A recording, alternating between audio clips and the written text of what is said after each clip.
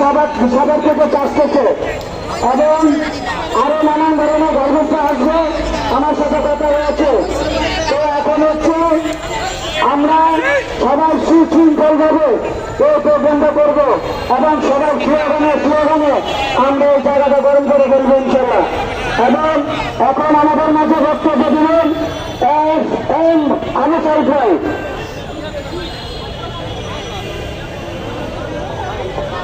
এনজিডি যারা আছেন সবাই আমার সাথে দেখা করেন। এখানে হাজিরা লিখতে হবে, সবাই আমার সাথে দেখা করেন। ঠিক আছে ভাই বোনেরা, সবাইকে দৃষ্টি আকর্ষণ করছি এনজিডি, সবাই এখানে এসে দেখা করেন আমার সাথে।